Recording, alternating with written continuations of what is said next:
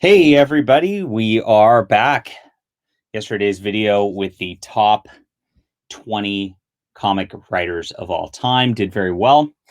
I did my 20 through 11, so you can go check that out. I'll try to leave the link in the description below so we can get some nice continuity for people just tuning in.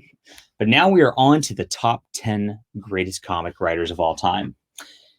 All right, this is fun stuff. I'm very excited. This list took me a long time to make, and I just thought about it and I changed things around so much. It's a really tough call in a lot of these spots. I thought it was a little easier once I got into the top 5, and we will get into that. I also want to say, hey, if you like my tastes and things like that, you should check out my comic books. They're all available on Amazon, either on Kindle or you can get them on print also. Flying Sparks is my main series. And then The Cosmic Warrior is one that's been popular lately. I think it has a lot of the elements of these classic books. And then tomorrow, if you're watching this the day it comes out, I'll be coming out with my Spectacular Comics #2. And Spectacular Comics is an anthology series of just random concepts I come up with at the time. I'm just having fun writing short stories. I have too many ideas, and so I'm trying to get some of the short stories out so that I can focus on other things. And that's how it works. And they're a lot of fun. I think this issue #2 has a real upgrade of issue #1, storytelling wise. We have some really cool, different concepts, stuff that you would not see elsewhere. So check that out tomorrow. And in the meantime, check out my other links. I'll try to put those in the link below also. You will have some fun comics, I promise. All right, to the top 10. And I should also say, hit that like and subscribe button, everybody. We need more people to come hang out and comment and tell me why I'm wrong, even though I'm right. Archie Goodwin. Archie Goodwin is an unsung hero of writing. I just recently reviewed his Tales of the Batman, and the guy just could write a mystery like none other. Just concise, to the point, good stuff. Awesome. And he also did a book called Manhunter. And on Manhunter, that is probably one of the best DC books I've ever read. If you can find a trade paperback of that and pick that up, highly recommended. But he wrote a ton of Batman. He filled in here and there in Marvel. I was just actually reading an Inhuman story by him, of all things, last night. And really where he shines, though, is his creepy and eerie work. And he did a ton of those short stories, many of them with Steve Ditko. So if you pick up the Steve Ditko archives of creepy and eerie, you'll get, I think most of them are Archie Goodwin written stories. And those are just some of the best stories you'll ever read, bottom line. Next, another not talked about hero lately, but Joe Simon. And you see him pictured here with Jack Kirby. And that's really where the pairing worked amazingly. Jack Kirby and Joe Simon did so much together. They really dominated the golden age with Captain America, their creation together with the Newsboys Legion, which is a thing that's kind of been lost to time a little bit. With the Boy Commandos, they liked picking youth to go on adventures because, of course, they were selling kids comics and they were a lot of fun. But they also went into a lot of different directions and stuff that, people don't pay attention to today in the era of we only pay attention to Marvel and DC superheroes. They did war comics, which were super successful and super awesome also. And they also pioneered romance comics. Their romance comics were off the charts and those sold like hotcakes, believe me. At some point, I'm going to write a romance comic, just a direct one. And nobody does that anymore. So, but back in the day when comics were thriving more than anything, Joe Simon was the master of romance comics. And that is why he's my #9. All right. Mark Gruenwald. Mark Gruenwald is an interesting choice, and he came in with the third wave of Marvel writers in the 70s, along with my #5 will also be there, if you want to guess who that is in advance. And he is best known for his Captain America run. His Captain America run is pretty long. It's like one of those definitive runs. Like you get Walt Simonson on Thor, you get John Byrne on Fantastic Four. Mark Gruenwald really pushed Captain America to new heights, and that was his main deal. But he came into comics because he wrote these fanzines actually building worlds and building universes and creating the whole concept of the multiverse, which becomes important in Marvel and DC later. So without his pioneering of that and actually writing whole articles that are at length on how these universes work, we wouldn't really have those universes that we have today. So Mark Gruenwald did a ton on that level as well. Oh, and I love his Quasar. That's the other thing. Quasar was a great series from the early 90s, and you should check that out if you haven't. Terry Moore is my number 7. I struggled with this list at points because I'm like, do I include writer artists? And same thing with Walt Simonson and John Byrne. They were on there also.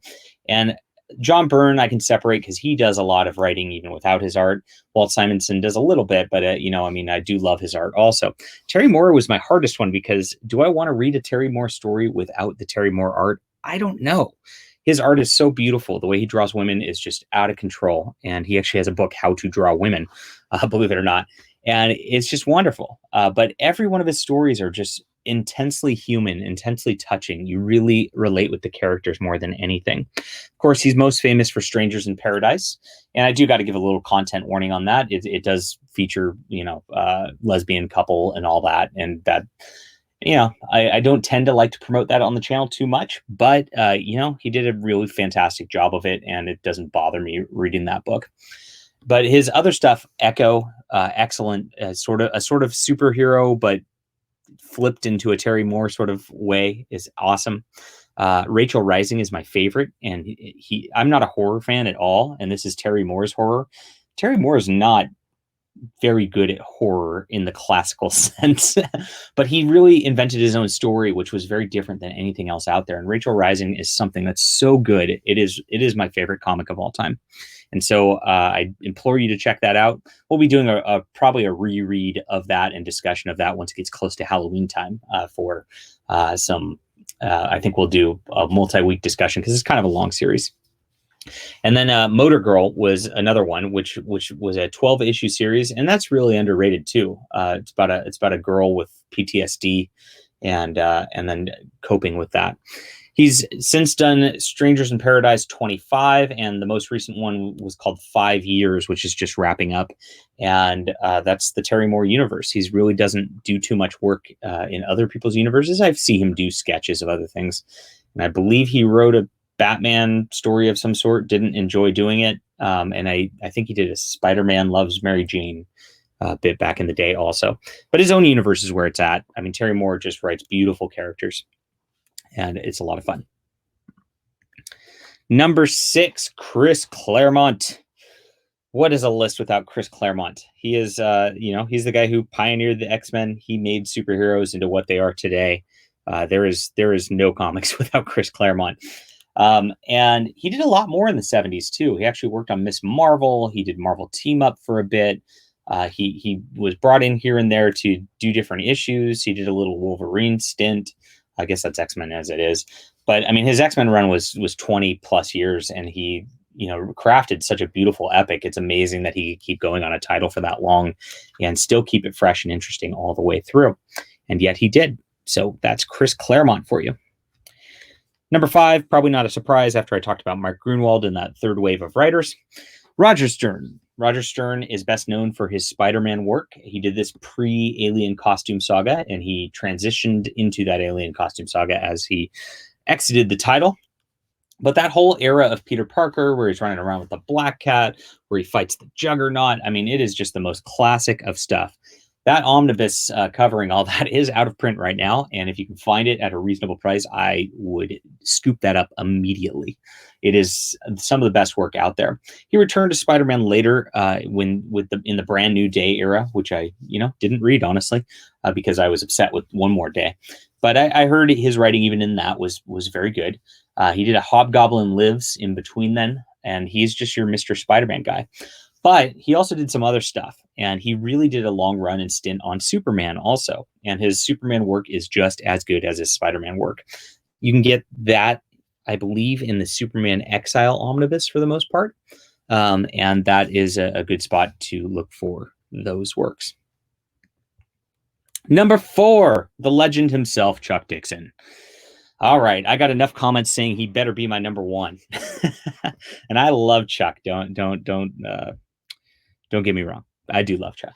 Obviously, he's my number 4, but he is my number 4. He's not my number 1. And Chuck is one of the most prolific comic writers in history. He's been on everything. You see him holding up a Simpsons comic. He wrote Simpsons comics. He wrote SpongeBob comics. He wrote Batman comics, which he's most famous for, of course.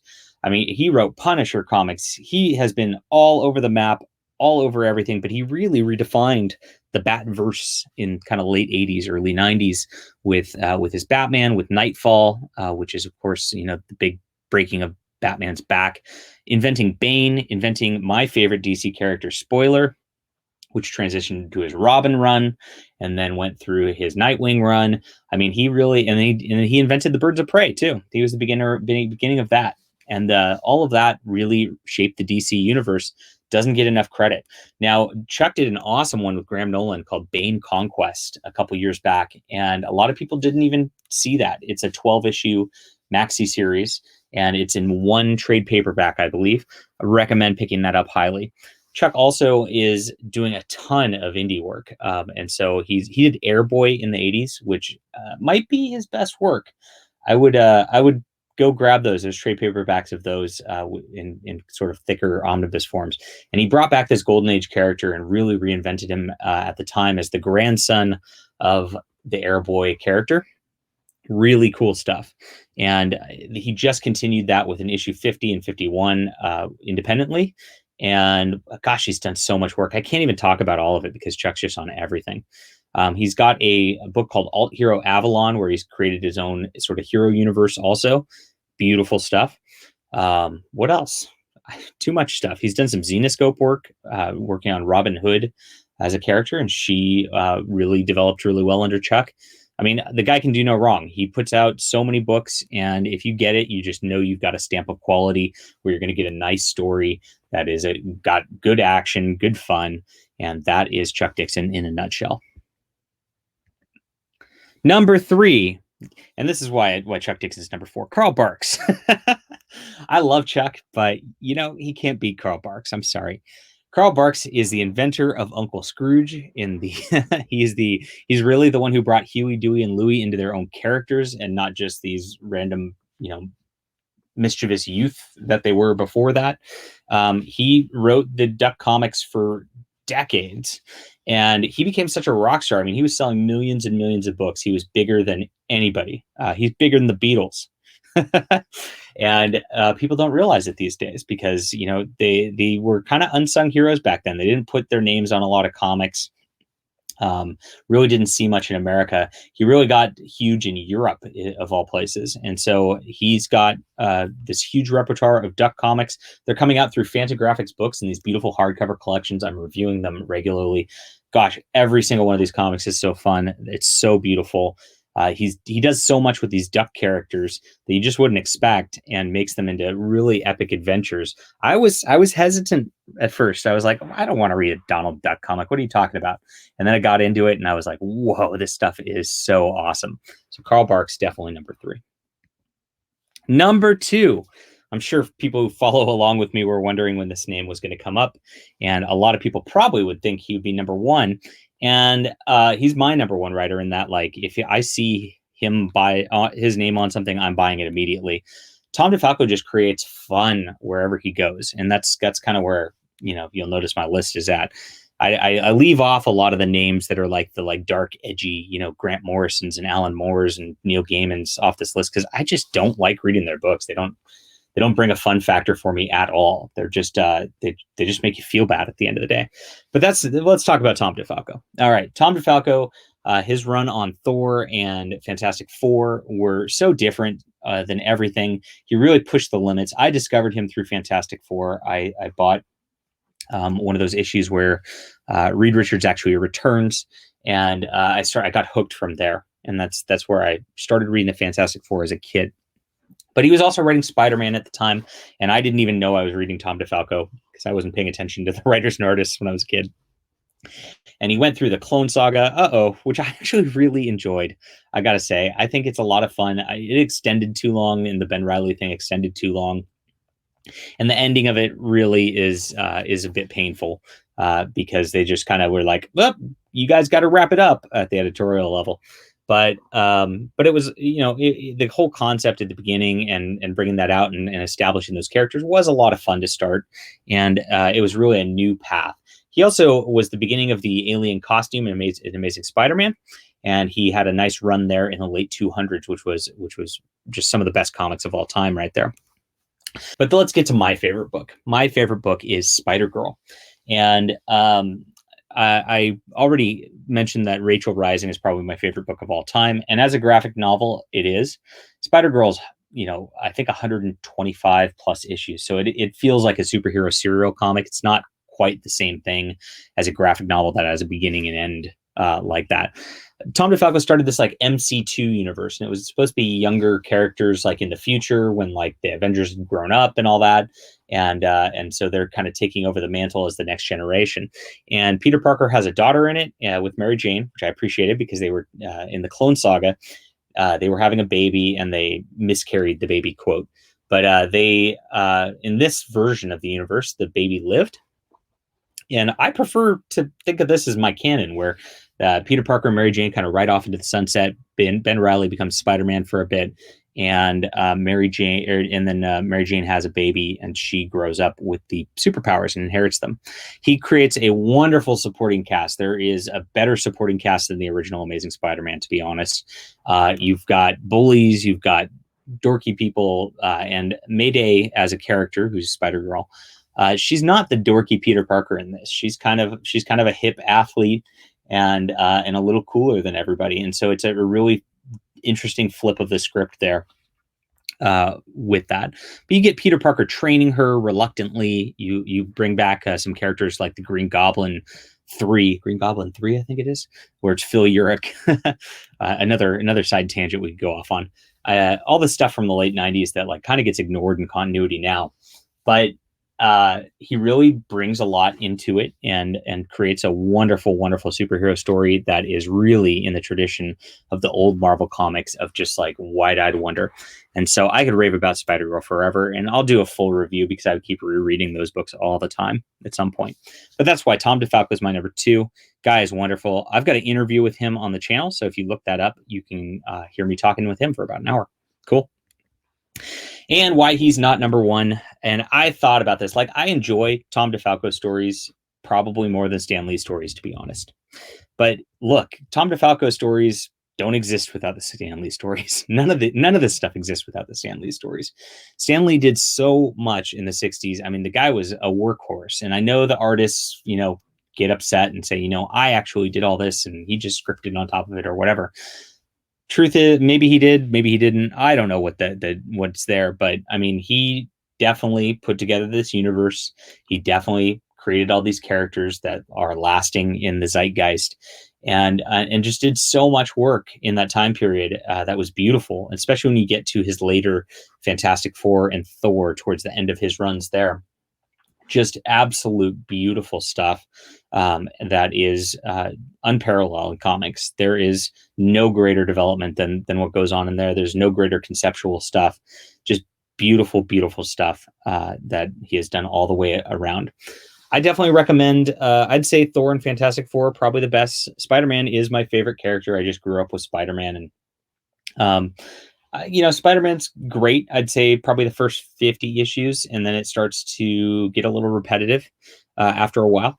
And maybe that'll change in volume 6 or whatever of the Epic collections once we get that out, but we'll see.